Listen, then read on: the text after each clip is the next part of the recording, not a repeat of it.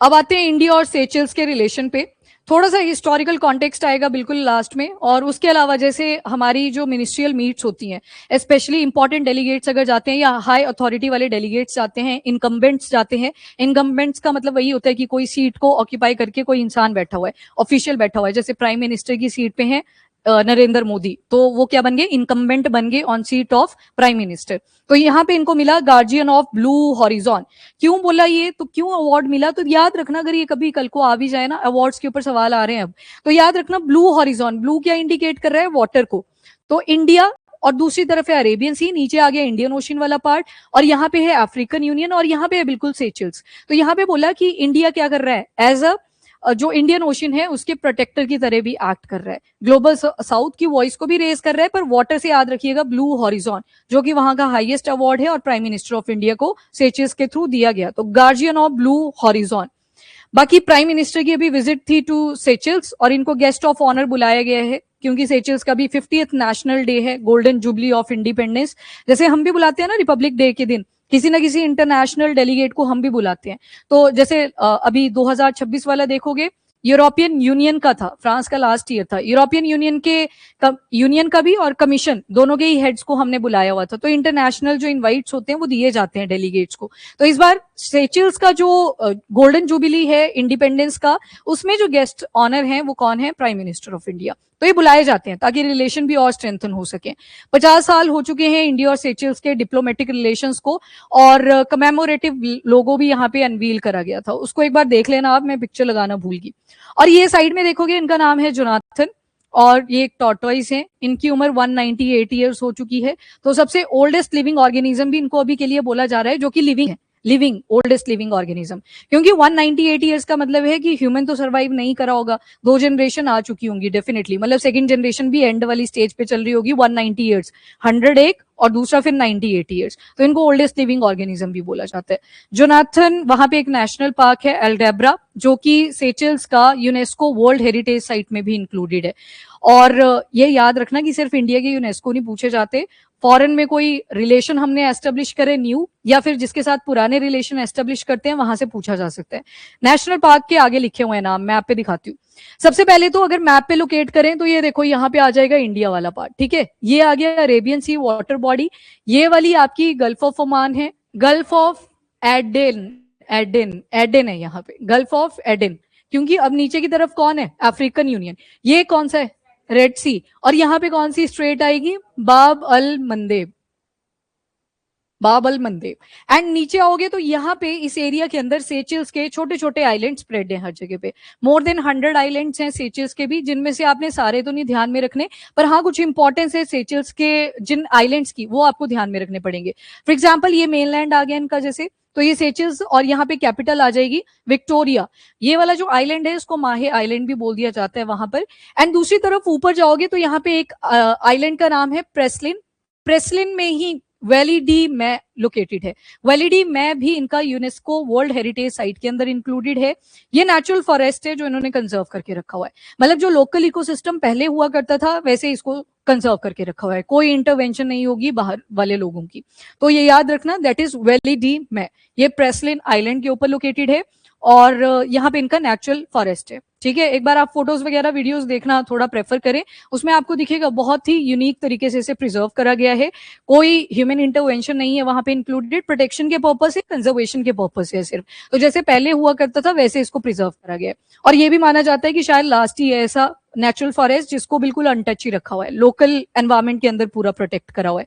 Then दूसरा आपने याद रखना है, एक एल्डेब्रा एटॉल है। एटॉल जब भी टर्म आती है तो इसका मतलब होता है यहाँ पे होंगे कोरल्स। कोरल्स जो होते हैं ये दो चीजों से बनते हैं, वो जो पानी के नीचे बड़े रंग बिरंगे से चीजें होती हैं जिसको देखने के लिए जाते हैं, वही कोरल्स होते हैं। इसमें दो चीजें आती हैं, वन इज जूजेंथिली एंड दूसरा आता है पॉलिप्स।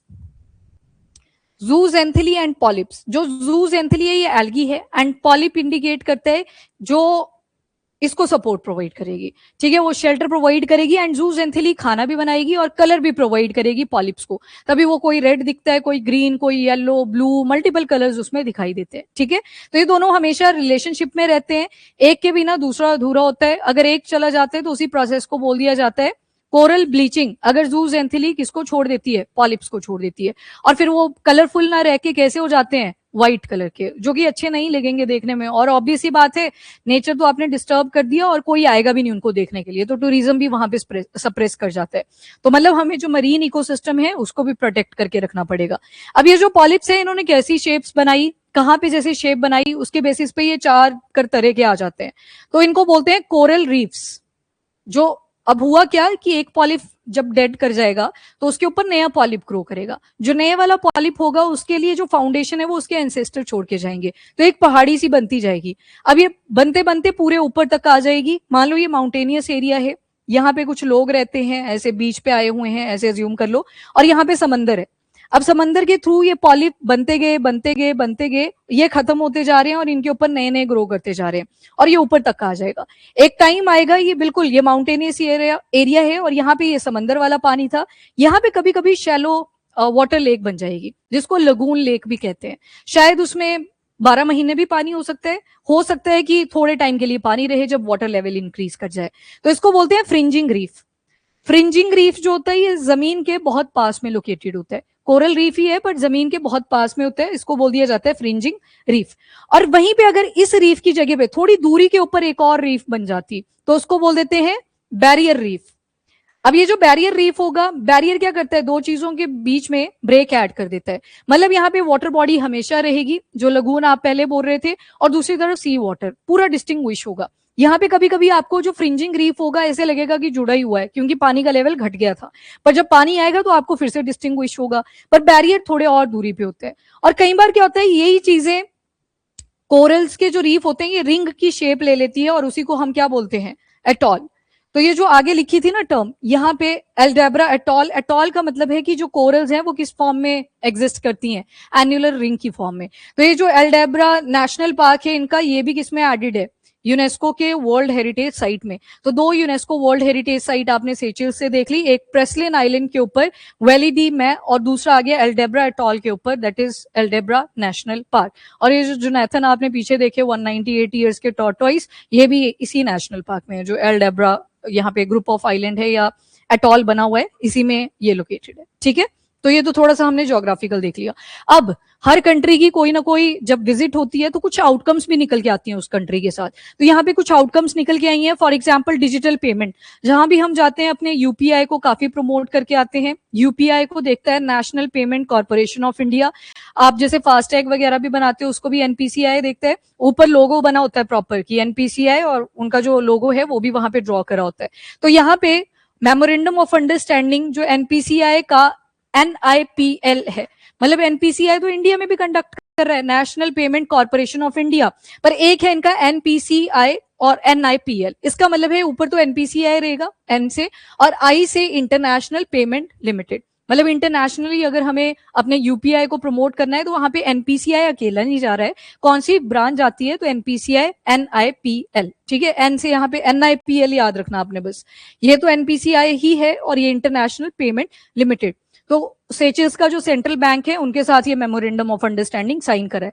सीधा डालो ऐसे डिजिटल पेमेंट लिखो और सामने लिखो मेमोरेंडम ऑफ अंडरस्टैंडिंग साइन हुआ, कौन कौन सा, इंडिया का आ गया दैट इज NIPL, और यहाँ पे आ गया सेंट्रल बैंक ऑफ सेचेल्स। ठीक है, बस इन दोनों के बीच में, ताकि जो डिजिटल पेमेंट्स हैं और फाइनेंशियल इंक्लूजन है वो ज्यादा पॉपुलेशन को प्रोवाइड करी जा सके। नंबर 2 जो आउटकम निकल के आया इस विजिट से वो है umbrella line of credit. Line of credit, credit से इंडिकेट हो रहा है पैसा दिया होगा कुछ, तो लाइन ऑफ क्रेडिट जब भी ये टर्मिनोलॉजी आती है इसका मतलब होता है, जैसे इंडिया ने मान लो बोल दिया सेचेल्स को कि ये रहा 100 रुपया लाइन ऑफ क्रेडिट आपके लिए, आपने जो भी डेवलपमेंट प्रोजेक्ट हैं उनको चलाए रखना है और पैसा इससे निकालते रहना। मतलब वो जो 100 रुपया है, मान लो वो हेल्थ केयर सेक्टर बनाने के लिए इंडिया ने दिया सेचेल्स को, तो वो वहां से पैसा निकालते रहेंगे।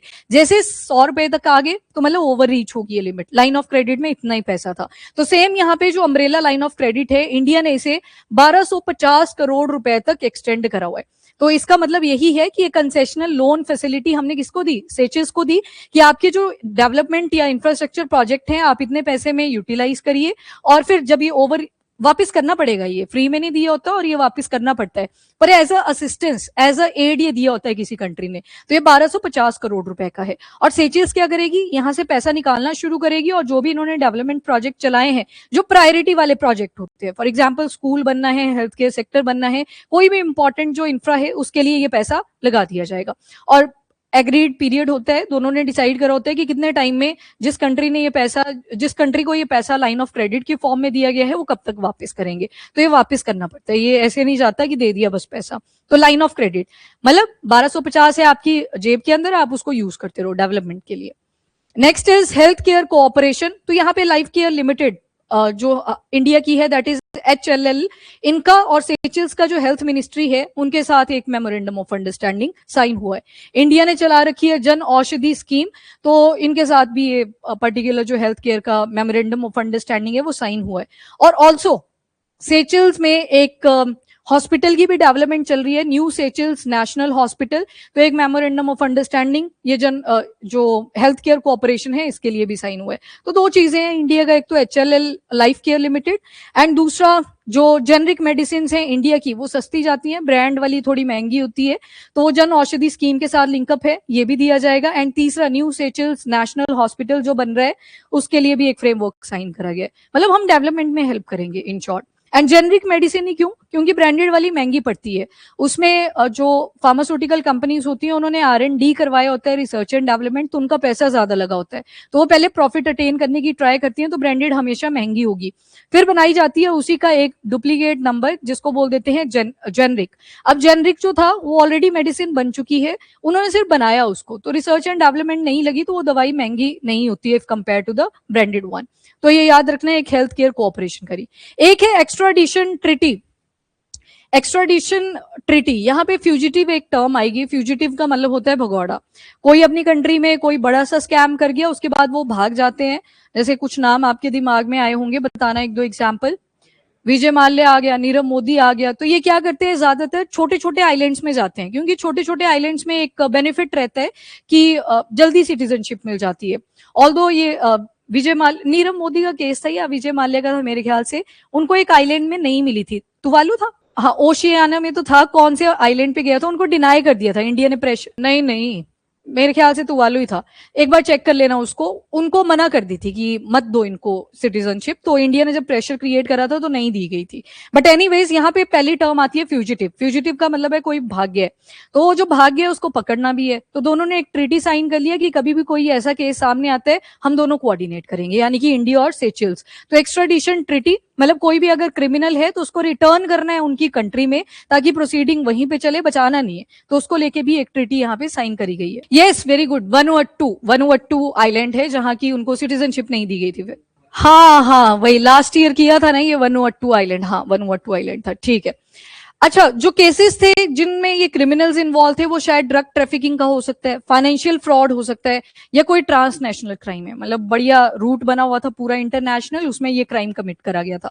तो एक्स्ट्राडिशन ट्रीटी में यही बोला है कि क्रिमिनल्स को रिटर्न कर देंगे उनके रिस्पेक्टिव कंट्री में, ताकि लॉ एंड ऑर्डर वहीं का अप्लाई करा जाए। तो ये ट्रीटी भी सेचेल्स के साथ हमने साइन करी है।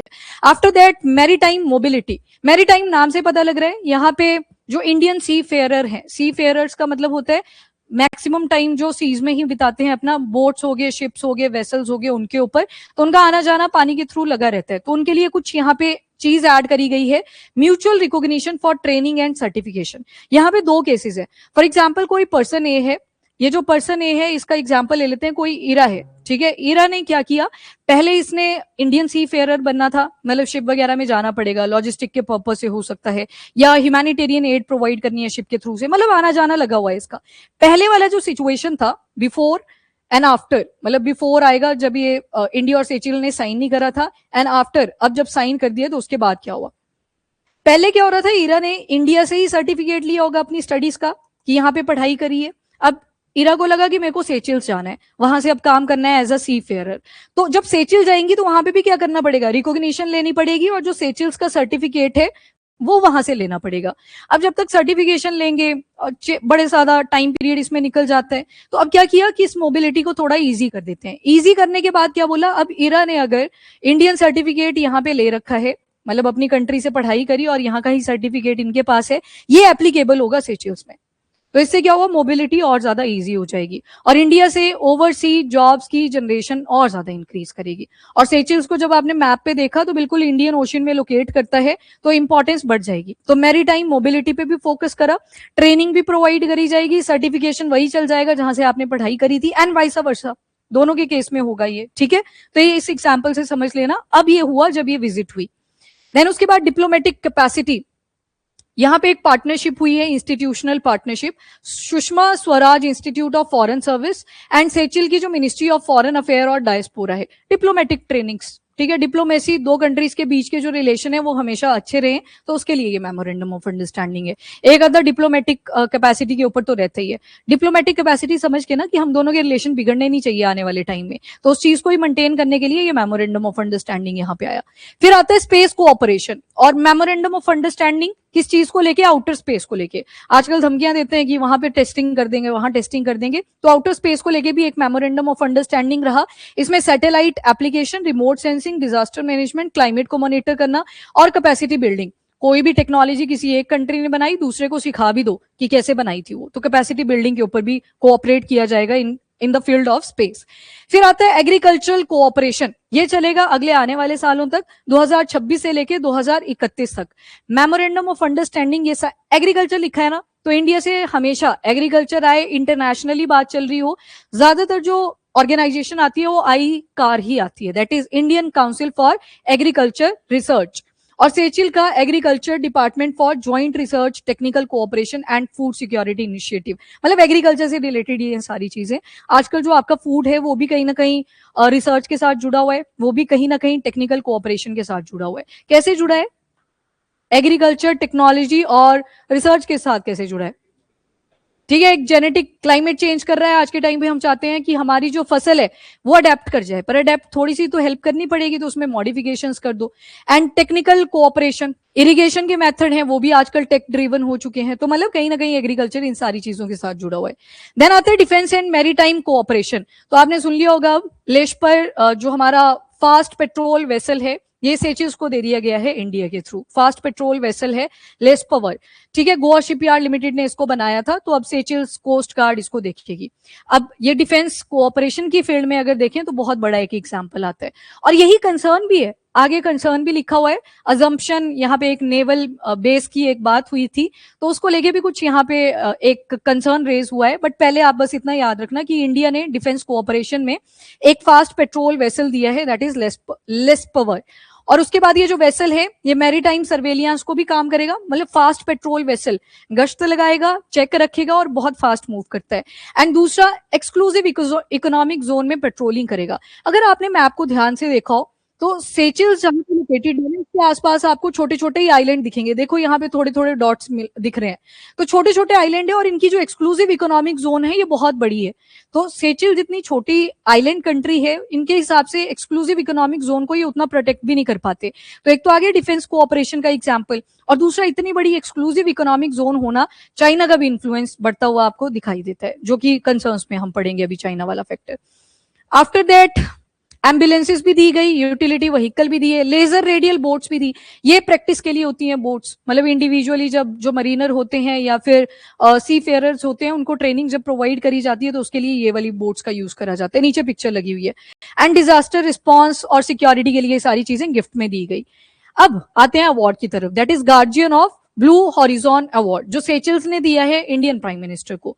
और ये क्यों दिया गया? क्योंकि इंडिया की जो लीडरशिप है ना सिर्फ इंडियन ओशन तक लिमिटेड है, पर बहुत सारे एरियाज में काम कर रहे हैं। For example climate action, sustainable development goal number 13, याद रखना ये 13 नंबर में क्लाइमेट एक्शन लिखा हुआ है, और बाय 2030 हमें क्लाइमेट एक्शन के लिए एफर्ट लेने पड़ेंगे।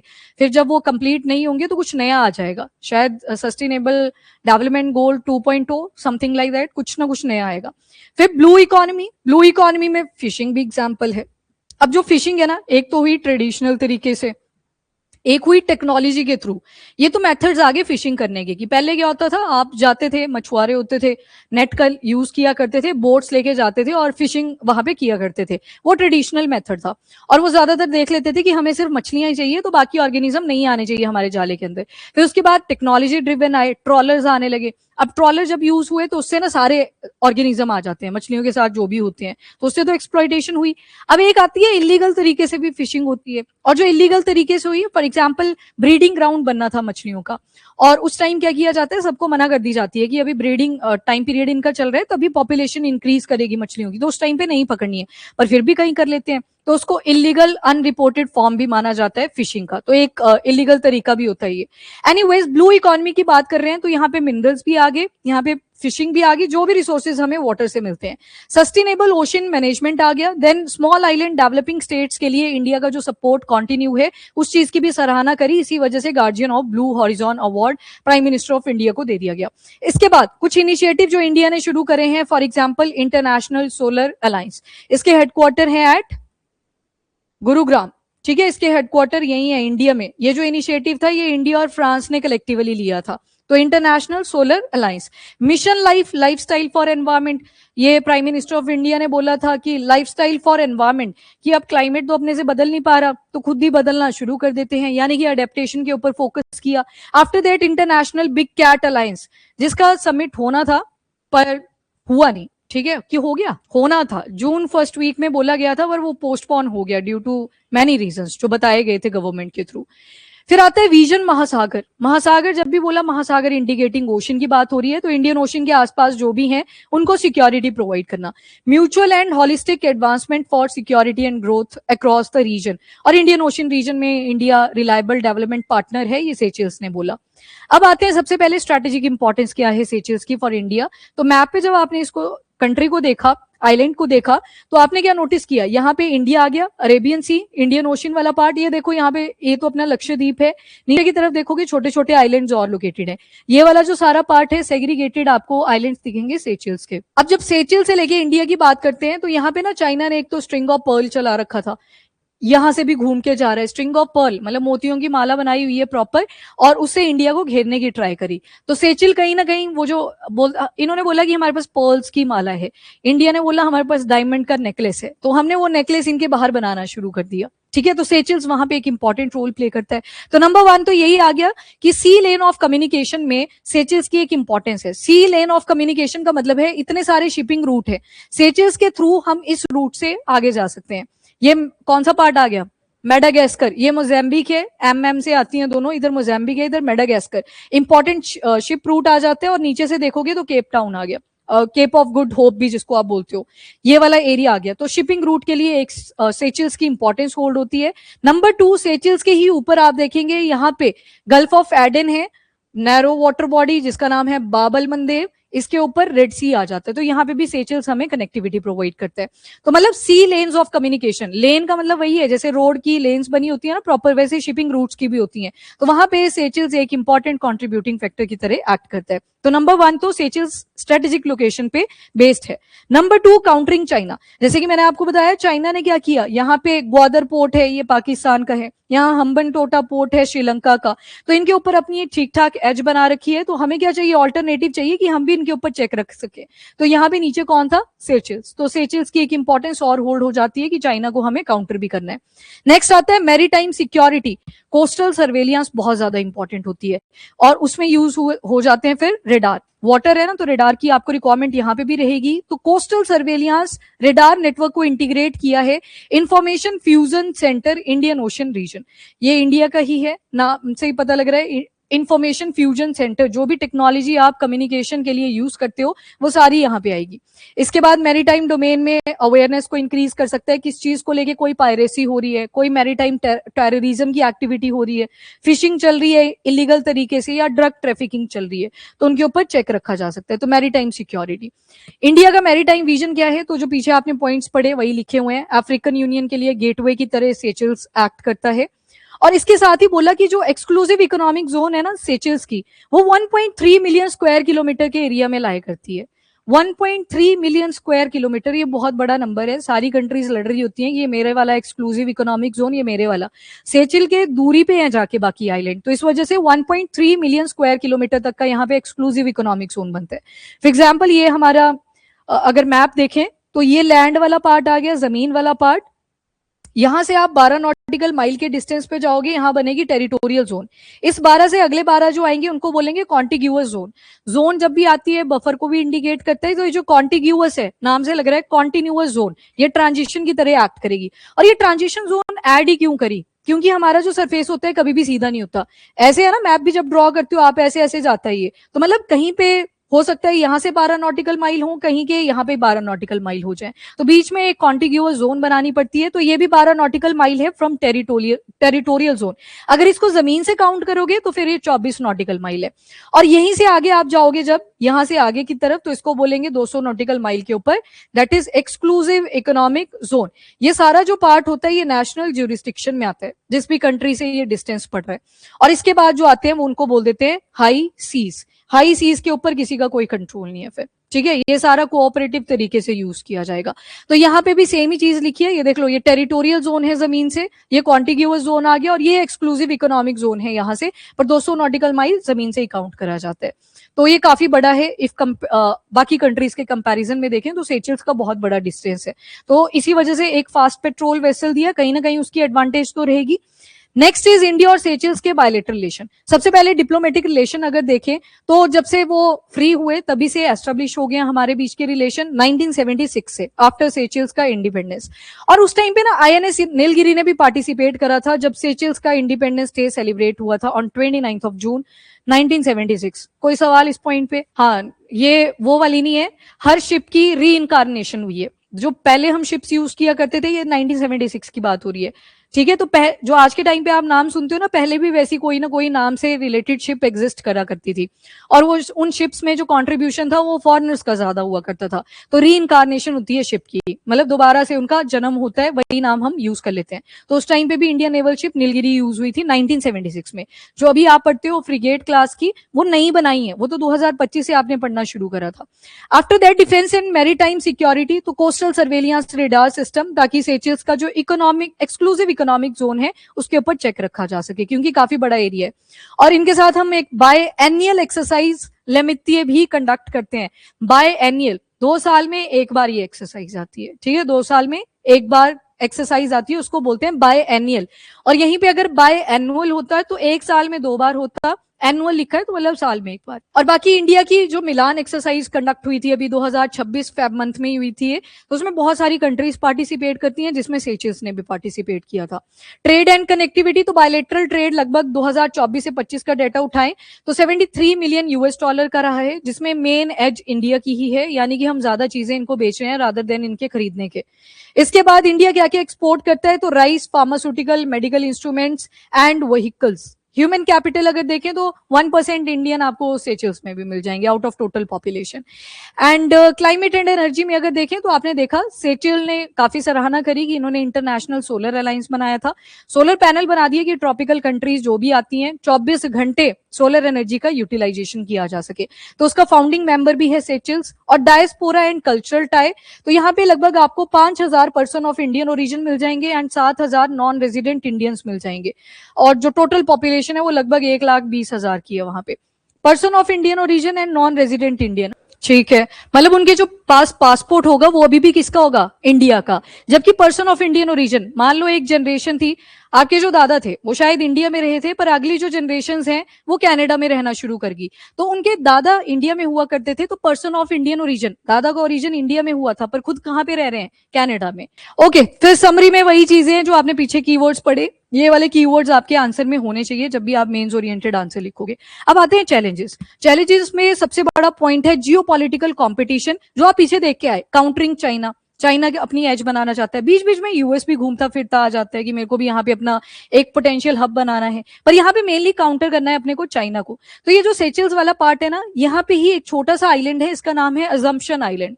अजम्पशन आइलैंड को लेके इंडिया और सेचल्स ने लगभग 10-11 साल पहले एक डील साइन करने की ट्राई करी थी, जहां पे इंडिया ने बोला था कि हम आपका नेवल बेस बनाएंगे, कहां पे? अजम्पशन आइलैंड में। पर जो सेचल्स के लोग हैं उन्होंने बहुत ज्यादा क्रिटिसाइज करा था इस इनिशिएटिव को, कि सॉवरेंटी पे क्वेश्चन मार्क रेज कर दिया कि कोई दूसरी कंट्री हमारी कंट्री में आके नेवल बेस बना रही है, कल को वो उसको नेवल बेस की तरह यूज भी तो करेगी, कल को बोलेगी कि हमें फाइट करना है तो आपका नेवल बेस हमें चाहिए, हमने तो डेवलप करवाया था। तो जो सेचल्स के लोग हैं उन्होंने बहुत ज्यादा क्रिटिसाइज करा था इस इनिशिएटिव को, तो ये कभी हुआ नहीं पूरा, ये मतलब हॉल्ट पे है आज तक। गया ये काम, तो ये हुई नहीं थी डील क्योंकि यहाँ पे सॉवरेंटी को लेके कंसर्न्स रेज हुए थे। Very important point, assumption island सीधा पूछा जा सकता है कौन सी कंट्री के साथ एसोसिएटेड है, तो आंसर आ जाएगा सेचल्स। तो ये नेवल बेस बना ही नहीं, फिर उसके बाद ये हॉल्ट कर दिया था सारा इन्होंने प्रोसेस, बात भी नहीं हुई थी बाद में। देन मैरीटाइम सिक्योरिटी कंस्ट्रेंट, ये आपने देख लिया, एक्सक्लूसिव इकोनॉमिक जोन जो कि 1.4 मिलियन स्क्वायर किलोमीटर तक की है और इसको अकेला सेचल्स हैंडल करने में भी टफनेस फील करता है। तो इंडिया ने क्या बोला कि जो हमारा रेडार नेटवर्क है उसको कनेक्ट कर लेते हैं, मतलब हम भी आपको हेल्प आउट करेंगे, तभी फास्ट पेट्रोल वेसल भी इनको गिफ्ट में दे दिया गया। इसके बाद यहाँ पे देखो, वल्नरेबल टू IWU फिशिंग, आई का मतलब यहाँ पे इलीगल है, यू मतलब अनरिपोर्टेड और यू मतलब अनरेगुलेटेड तरीके से। जो फिशिंग होती है उसके लिए भी रेगुलेटेड तरीके से ही आपको जोन्स असाइन करी जाती है, अगर उसके बियॉन्ड फिशिंग की प्रोसेस चल रही है तो उसको IWU के अंदर मान लिया जाता है। तो ये वाली एक्टिविटी इंडियन ओशन के आसपास के जो रीजन्स हैं वहां पे कंडक्ट करी जाती है। और इसके बाद लिमिटेड इकोनॉमिक एंगेजमेंट, छोटी मार्केट है, बायलेटरल ट्रेड में ऑल्दो इंडिया का मेन हैंड है, बट स्टिल उतना ज्यादा हम बेनिफिट यहां से नहीं ले पाते। क्यों? एक तो पुअर कनेक्टिविटी है, सिर्फ जो लेन्स बनती है हमारी वो किसके थ्रू है? सी लेन्स के थ्रू ही है, तो कनेक्टिविटी में एक दिक्कत रहती है।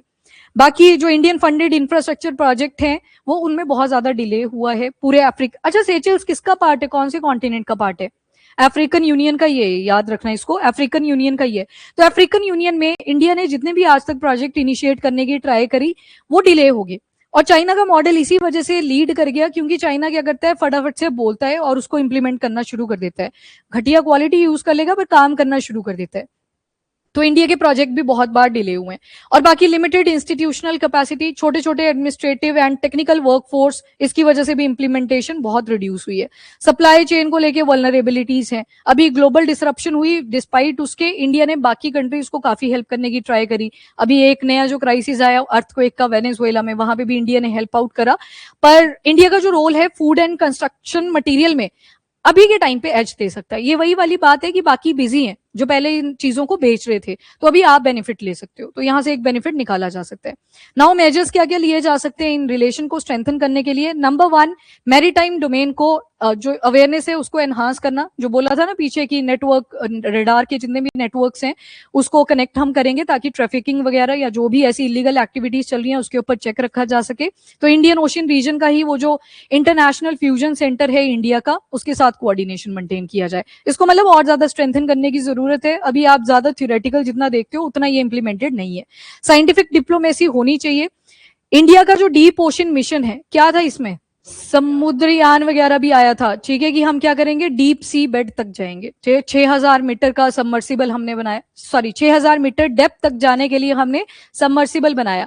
जैसे कैप्सूल होता है ना स्पेस में जब जाते हैं जिसमें एस्ट्रोनॉट्स बैठे होते हैं, वैसे सबमर्सिबल होता है जो पानी के नीचे जाता है, सबमरीन से ही वो डिराइव हुआ है सबमर्सिबल।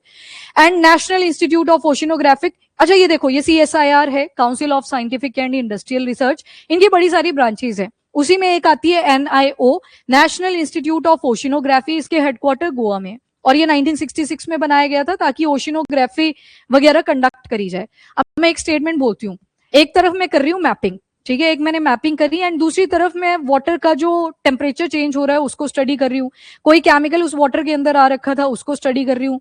ये जो मैपिंग है और ये जो मैंने स्टडी कंडक्ट करी, ओशिनोग्राफी में कौन सा आएगा? स्टडी वाला, यस। मैपिंग वाला हाइड्रोग्राफी में जाता है, ठीक है, तो वो थोड़ा सा बेसिक डिफरेंस आता है दोनों में। और ये सेचल्स के साथ साइंटिफिक डिप्लोमेसी स्ट्रेंथन करने की जरूरत है। अब आते हैं मरीन जीनोमिक्स। मरीन जीनोमिक्स, आजकल मेडिकेशन हम इतनी बनाने की ट्राई कर रहे हैं, वैक्सीन बनाने की ट्राई कर रहे हैं। ये पोटेंशियल मरीन ऑर्गेनिज्म में रहता है कि उनका जो जेनेटिक मटेरियल है वो बना ही कुछ ऐसा अडेप्टेबल होता है कि उससे मेडिसिन भी बन जाती हैं। तो एक तो बोला मरीन जीनोमिक्स की जो स्टडी है उसको प्रमोट किया जाए ताकि साइंटिफिक टेम्परामेंट के थ्रू कोऑपरेशन और स्ट्रेंथन हो बिटवीन इंडिया एंड सेचल्स। एंड दूसरा लिखा है बायो प्रोस्पेक्टिंग। बायो प्रोस्पेक्टिंग का मतलब भी वही है कि जो बायोलॉजिकल रिसोर्सेज यूजफुल हैं अपने लिए, जिनके through medicine, cosmetic, food product, biofuel या इंडस्ट्रियल केमिकल्स बनाए जा सकते हैं, उसके ऊपर भी और ज्यादा रिलेशन को स्ट्रेंथन करा जाए, मतलब R&D के ऊपर फोकस करो। एंड तीसरा आता है नगोया प्रोटोकॉल। ये बोलता है कि अगर मान लो सेचल्स का जो एक्सक्लूसिव इकोनॉमिक जोन है, कल को इंडिया के जो साइंटिस्ट हैं वो वहां पे कुछ काम करने लगे और मरीन के अंदर कोई ऐसा ऑर्गेनिज्म मिल गया कि इससे हम मेडिसिन बना सकते हैं, काम तो यहाँ पे सारा इंडिया ने करा, पर एक्सक्लूसिव इकोनॉमिक जोन किसका था? वो सेचल्स का था। तो नगोया प्रोटोकॉल ये लाया गया था under convention on biological diversity. इसमें बोला जाता है कि जो पैसा जनरेट होगा वहां से वो फेयरली शेयर होगा दोनों के बीच में। तो अगर $1000 भी बन रहा है तो 500 डॉलर के बीच में वो डिवाइड कर दिया जाएगा, क्योंकि वहां पे एक्सक्लूसिव इकोनॉमिक जोन किसका था, वो सेचेल्स का। बेशक काम किसने किया, इंडियन साइंटिस्ट ने। तो इस तरह से ये काम चलेगा। ये टाइप के फ्लो चार्ट अब आप थोड़े मेंस में ऐड करना शुरू करो, जिनकी आंसर की जो प्रैक्टिस है वो थोड़ी इंप्रूव हुई है, try to integrate these flow charts. जैसे सबसे पहले क्या बोला, ओशन होगा, ओशन में आपको मरीन ऑर्गेनिज्म मिलेंगे, इसके बाद इनके जीन्स को स्टडी करा जाएगा जिसको मरीन जीनोमिक्स बोल दिया गया। जो भी यूजफुल कंपाउंड उसमें से मिला उसको बोला बायो प्रोस्पेक्टिंग, कि आप मेडिसिन कॉस्मेटिक कुछ भी वहां से बना सकते हो। उसके बाद आपने मेडिसिन बनाई, बायोटेक्नोलॉजी की जो एप्लीकेशन है उनको इंप्लीमेंट करा, और बोला कि जो प्रॉफिट और बेनिफिट है उसको फेयरली शेयर किया जाएगा, जो कि आ गया पार्ट ऑफ नगोया प्रोटोकॉल, जो सीबीडी के ही अंडर लाया गया था। नेक्स्ट आता है climate finance innovation. Sovereign blue carbon credits यहाँ पे भी अलाउ करे गए हैं। वही कार्बन डाइऑक्साइड का जो लेवल है उसको आपने कंट्रोल करना है एंड रिप्लेस करिए विद रिन्यूएबल एनर्जी के सोर्सेस। और पेरिस एग्रीमेंट का ये जो कार्बन मार्केट वाला सारा का सारा फोकस रहता है, ये आर्टिकल 6 ऑफ पेरिस एग्रीमेंट के अंदर इंक्लूडेड है। Then energy and climate mapping की भी बात करिए। इसरो सपोर्ट करेगा ओशन थर्मल एनर्जी कन्वर्जन को। अब इसकी मैपिंग करना क्यों जरूरी है, एक तरह से आप यूं अज्यूम करो, ओशन लिखा है मतलब समंदर की बात हो रही है, आगे लिखा है थर्मल, और एनर्जी कन्वर्जन, कन्वर्जन मतलब किसी चीज को कन्वर्ट करना है। अब जितना भी ओशन का वाटर हो, जितना भी ओशन है हमारा, या सी वाटर देख लो या रिवर वाटर देख लो, रिवर तो चलो फ्लो में होती है, जितना भी स्टेगनेंट वाटर है इसमें ऊपर बनती है फोटिक जोन। फोटिक जोन का मतलब है यहाँ पे सनरेज पेनिट्रेट कर जाएंगी। फिर आगे ना डार्क जोन भी बनी होती है, उनको बोल देते हैं एफोटिक जोन, मतलब यहाँ पे लाइट अवेलेबल नहीं होगी। टेम्परेचर कहाँ पे हाई रहेगा, और ऊपर वाली साइड, क्यों, क्योंकि यहाँ पे सन की जो रेस थी वो पेनिट्रेट कर पा रही थी। तो ये जो टेम्परेचर पोटेंशियल यहाँ पे जनरेट होता है, इसका यूज फर्दर इलेक्ट्रिसिटी को जनरेट करने के लिए किया जा सकता है। तो इसरो यहाँ पे मैपिंग का प्रोसेस भी करेगा। एंड कोरल ब्लीचिंग, इनकी रियल टाइम मैपिंग करना। अभी आपने देखा कि जो एल्डेब्रा करके एक आइलैंड था जिसके ऊपर एल्डेब्रा नेशनल पार्क भी है, वो क्या है, कोरल एटॉल। तो मतलब यहाँ पे कोरल्स की प्रेजेंस भी ठीक ठाक है, और कोरल्स कंजर्व करना तो बहुत ज्यादा जरूरी है। सेकंड नंबर पे बोलेंगे कि उससे टूरिज्म प्रमोट होता है। पहले बचा तो लो, फिर तो टूरिज्म को प्रमोट करेंगे।